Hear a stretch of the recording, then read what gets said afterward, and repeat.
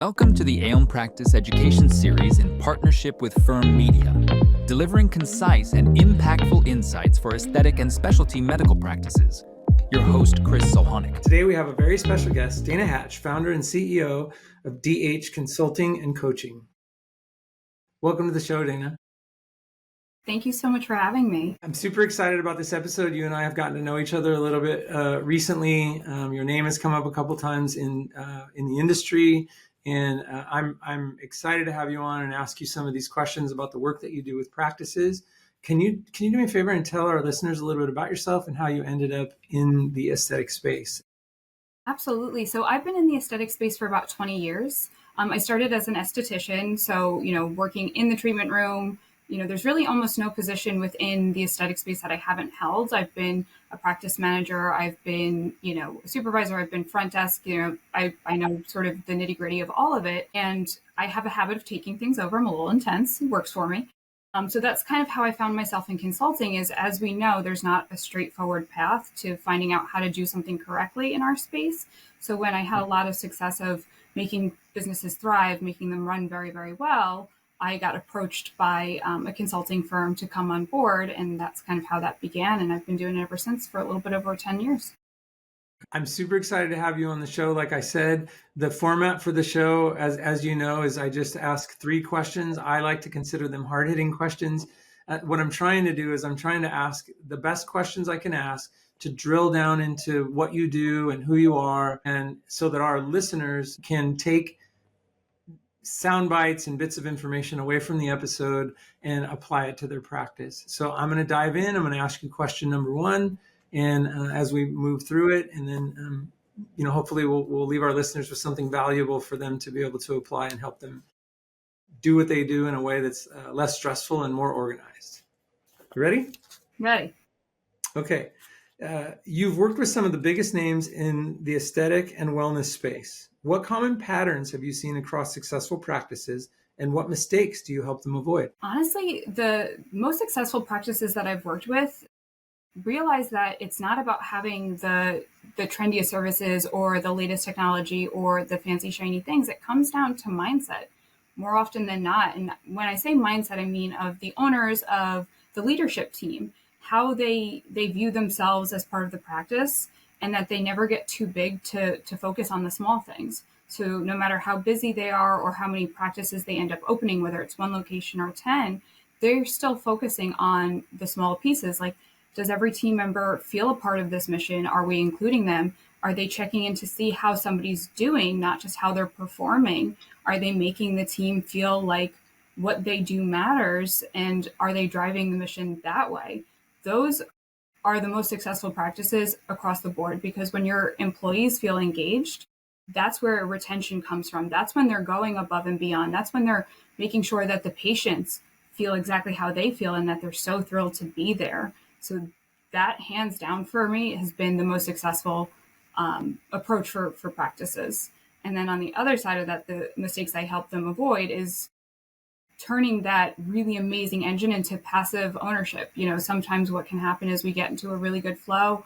These practices are making very good money, and then owners want to take that sort of autopilot seat and let the practice run itself. And no one can sustain that for very long. You might have a little bit of that residual goodwill that's left over, but if we're not continuously pushing our team to be better and to make sure that we don't lose sight of what we're trying to build and accomplish, you're going to go right off the rails no matter how good you started out. So that's one of the things that I keep every single practice really focused on, and making sure that they're communicating and that they're keeping, their beat on the pulse. How often, you mentioned something in the first part of your answer that made me think of this. How often is it a hurdle or an issue that the leadership team does not want to be involved in whatever coaching or consulting? I kind of know the answer, because as a marketing consultant, I find that this is a hurdle for me. I'm just wondering how often you find that for you. Well, early on in my career, when I had to take whatever client I was assigned before working for myself, I would say about 80% of the time, I would end up with some random person who had zero authority to make any changes, but they checked the box because they got on the phone with the consultant, and we got no progress and no traction. Now, the way that I screen everybody, if you don't have an active role in this, then you're not my client, because I'm not going to drag you across the finish line, because the thing is, I can't want you to succeed more than you want to succeed. So at this point, 100% of my owners are 100% invested. Sure. I find very often or commonly, I learned this from another consultant in the oral surgery space, where she said, if you hire me as a consultant, then the first phone call you show up to without a camera for your Zoom, I get off the call and then I mail you a camera. And the next time we get on, I tell you that I'm not going to have a consultative relationship with you where I can't see you and communicate with you. So I think that's sets an interesting standard or precedent, because it's pretty ubiquitous, right? Everybody wants to grow. Nobody wants to look at themselves. That's a fundamental problem in the space. Absolutely. And it's easy to want the instant results. We live in a society where it's instant gratification. So why can't I just wave a magic wand and make it all better? And you're the consultant. Isn't that your job? And to a point, yes, I'm going to hold your hand the entire time and I am in the mud with you. However, you got to be there with me. Yeah, for sure. For sure. I appreciate that answer. I'm going to jump to the next question. You focus a lot on business development and team building. For practices that want to scale but are hitting roadblocks, where should they begin? You should begin by stop trying to chase growth tactics. Start focusing on your foundation. If you've hit a roadblock, more likely than not, you're not building on solid foundation. So how steady can that be? When was the last time as an owner, as a leader, that you took a look and do we have a vision? Do we have a vision statement? Do we even know where we want to go? And if we do, does our team know where we want to go? Because oftentimes everyone's building at what they think successful is. And it's such a varying degree of that everyone's working in opposite directions. So they're all working against themselves. So it's making sure that every single member of the team has a very clear picture of what success looks like. Is that, hitting a certain number every day? Is that retaining X amount of patients? Is that getting new patients? Is that getting new locations? You have to really define what that means, and then constantly make sure that as you're approaching that, is this, do we want to stop here? Is this really like the end all be all for us? Or do we want to kind of move that goalpost out? And if so, how are we communicating that with the team and keeping them motivated so it doesn't always feel like we're pulling the rug out from under them? And what kind of training are we providing them to get to that place of scaling? We so often hire people, give them a title, stick them in a role, and they're such important roles. There's not a single role in a practice that isn't vital. Everyone treats the front desk like it's disposable because they're going to leave. So they don't invest a whole lot of training, but that's the people that are dealing with the bulk of every single client that's calling, every lead, we wonder why our marketing dollars aren't working when you've got somebody at the front desk who doesn't know how to answer a phone, and they don't know how to communicate with the providers. And you've got providers who, are learning how to do what they're doing off of TikTok and don't actually understand the metrics that make them successful. So, we wonder why we're not scaling. It all comes down to, what did you build your house on? Is it a house of cards, or is it, the brick house that the wolf can't blow down? Sure. That's a really good analogy. I recently brought in a new team member, actually moved somebody from another department to a team member that's a pivotal role in the company. And what I found, I was sitting with this woman and I said to her, what do you need to be successful in this role? And she's smart enough to know that she said to me, I need to know what my goals are and who I answer to. And there's, multiple C-level people at the company. So do I answer all of them, or do you give me the set of goals and do I answer to you? And I thought that was a genius answer. So when we developed the sort of new job description, roles and responsibilities, we talked about this clear picture that this individual needs and how it was our responsibility to provide that to her to be successful. So, yeah. I love that. And to that point, I can't tell you how many practices I walk in and there are no job descriptions. There's no roles and responsibilities. There's like zero direction from the second that they come on board to your company. And it's like, you expect to have this, really amazing 5-star experience, and you're not even giving that to the people that are coming on board to build that for you. Sure. Yeah, that's important information, right? I'm growing my practice. I'm busy. I want to open a med spa. I want to buy lasers. I want to do marketing.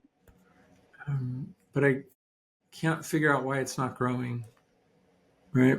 Mm-hmm. The foundation, the roles, responsibilities, nothing's clearly defined. No one knows who they work for. And then that seems like a hassle to someone who's sort of been like a lone ranger, right? Yeah, Yeah. for a long time. And here's the thing that blows me away, and this isn't just in our industry, this is, sort of a global thing.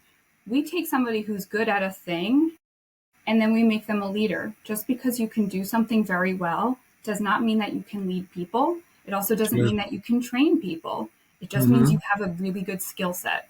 So I think that identifying like where your lane is, what your strengths are, and then putting people around you that can help support that makes all the difference. Sure. That is the essence and the sort of principles inside of the book, The Entrepreneur Myth. Have you ever read that book? The E-Myth? Yeah. So just because you're a good hairstylist doesn't mean you're a good hair salon owner, right? Or a salon owner. So yeah, I think that's really interesting. I appreciate those answers. I'm going to jump into question number 3. Many practice owners struggle with aligning their service portfolio to market demands. How do you approach product and program development that drives both growth and loyalty? This is such an important question because never like I have seen now. Before, the internet's been around for a long time, we know this, but social media, TikTok in particular, has really kind of thrown a wrench into the way that a lot of owners look at the way that their practice brings on Okay. services. So they're competing with things that have nothing to do with them. So I it's always go back to basics. Start by data. You can't argue with who your demographics are. Let's start with who are you selling to? Are you selling to people who are middle aged? Are you selling to people who are younger? Where is your medical practice, positioned? That's going to really dictate the kinds of services. Are we looking for more preventative care because we've got younger professionals that are getting ahead of it a lot sooner? Or are we, looking for more transformative services because we've got an older demographic that never really did anything, so we need a little bit of a heavier lift? So that's kind of always where I tell people to start, is really understanding your core demographics. And it's funny to me because I say that to people and I assume that they know what I mean. And they're like, yeah, well, our core patient base is X, Y, and Z. That's excellent. I'm glad that you know that. However, the market that you're in, what is the core demographics for that? Sure.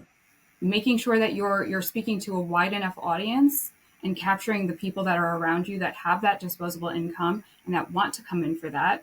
What are the services that most align with that? And then looking at your competitive market, look at all of the people that you're going up against that align with, the types of services that you're doing, and see where those gaps are. You can even, start typing into Google, most requested medical spa services, or let it auto populate, acne treatments, or, you'll get a sense of what people in your market are looking for, and then see, where those little niches that you can kind of define yourself, whether that's bundling things together and positioning it that way instead of just positioning it as a single treatment, making sure that people understand that when they come on board with you, that it is, a long-term treatment care process and you've got them kind of soup to nuts, but you're showing them as an acne solution versus an acne treatment, and really kind of finding the things that speak to the core of your mission. If you're, a holistic med spa and fillers don't align with you, don't add fillers then, but find a solution. You can go with biofillers, you can go with, other options. So as it's kind of that 3-prong approach. It's making sure that you're looking at the data, looking for the gaps in your market, and then making sure that it aligns with your mission. It doesn't mean that you need to go out and buy every shiny toy or every skincare that, this person's talking about or that person's talking about, because that might not even be your core demographic. And really, is that who we want to be competing with? Sure. So as a marketing consultant, a lot of people come to me and they say, "Oh, I'm starting a med spa, or I'm a plastic surgeon, and I want to, and then we start talking about all the things they want to be found for, whether it's search engine optimization, or they want social ads to be running, or TV commercials for that matter, and they run down the list. My first thing to do is say, stop.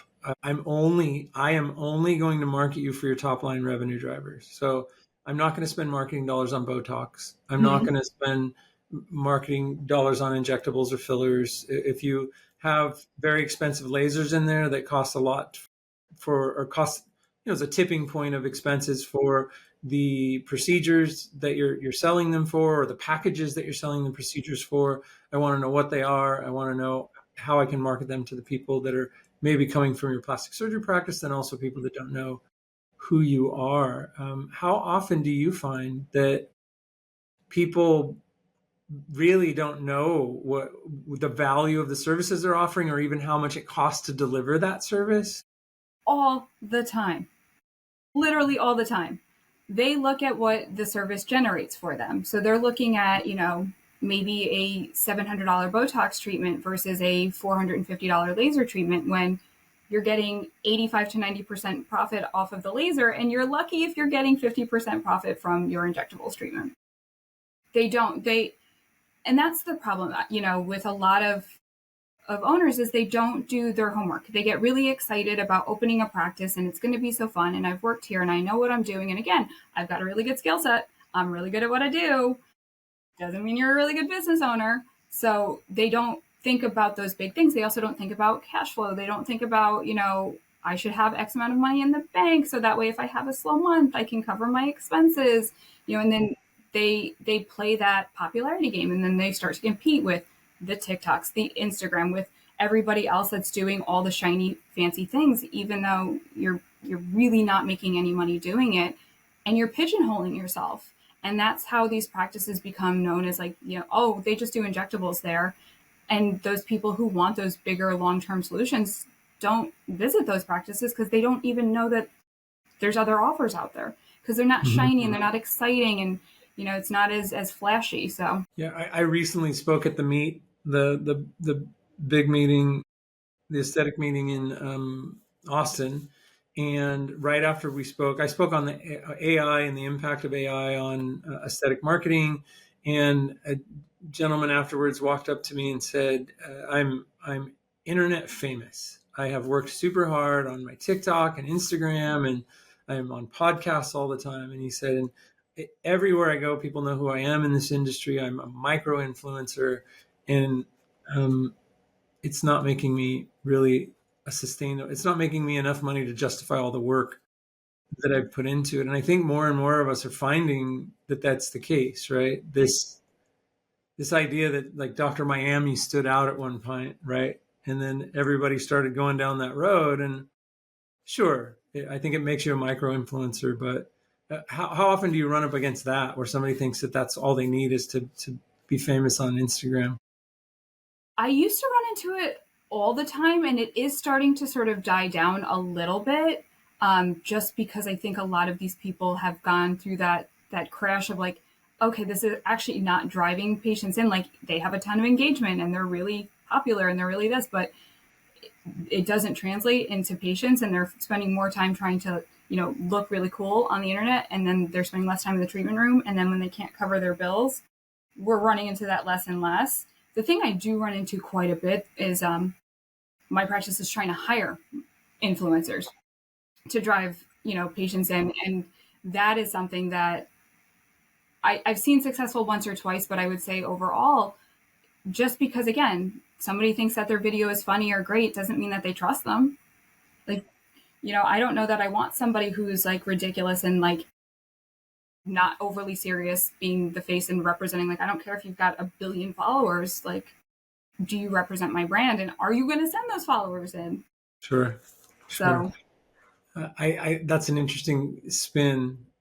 I think it works in some areas, like a laser tech who made themselves very popular in the region, and a lot of people locally are following them on Instagram, and they might come in for that specific laser treatment or a couple laser treatments.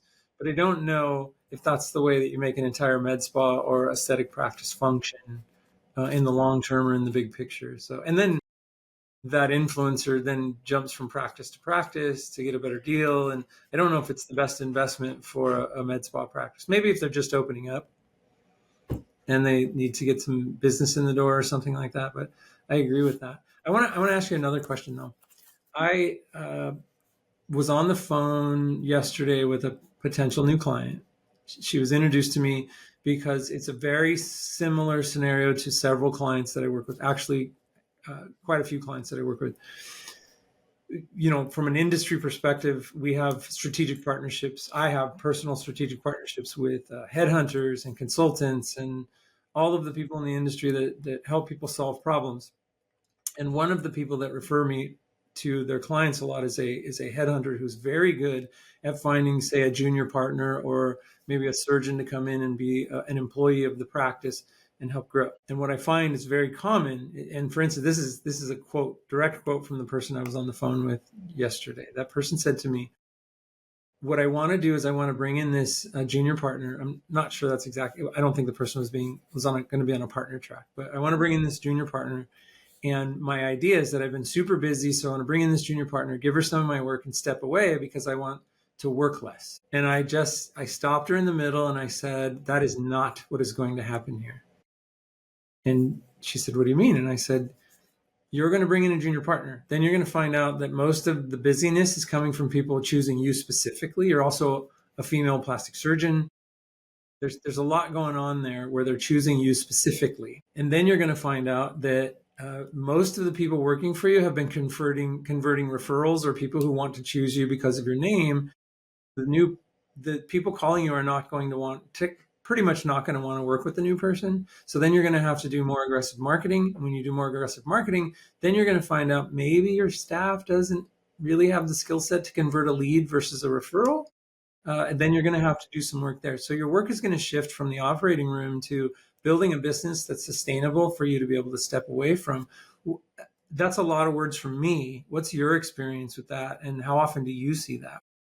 I see that all of the time, especially, for practitioners that have been in their space for, quite a while. They're established. They get to that point where they're a little bit burnt out. They see the cash flow coming in, so they just assume it's easy plug and play, and they do lose sight of the fact that you've built all of your brand equity around you and you're the face of it. And so oftentimes when they do that, where I end up coming in is after they've made that transition and things are now falling apart because they didn't think about all the different pieces of how they're connected to this. Then I get to come in and parachute in and let's plug up some of the holes in that dam. But that I see that all the time, and especially in plastics, because that is such a, you'll get over an injector eventually. You'll move on. You'll trust someone else. But surgery is a whole different beast. So I see it on that end so often. Sure. That's the end of my questions. This has been a super compelling episode. I know that they're short and sweet because I like people to be able to get the information, maybe on their drive to work, listen to Spotify, get the information on their drive to work and be able to apply it. This is the time in the show where I ask you for your Ailm Essential Insight. So what's one key insight that you might be able to leave our listeners with today so they might be able to go back to their practice and apply it? The one key insight is stop ignoring the things that don't feel right in your practice. Stop trying to make excuses for them or, cover them up with glitter and Band-Aids. Really take a hard look at it. If you're exhausted, revamp your business. If you're, lacking on revenue, look at where your bottlenecks are, look at where your opportunities are, reevaluate your business and really take a hard look at the things that you maybe don't want to, but are essential to making sure that you're successful. That's a really good insight. Thank you for being on the show. I'm super excited for this episode to come out. Thank you so much for having me. This has been so much fun. Please give us a like and subscribe to stay up to date with the Ailm Practice Education Series.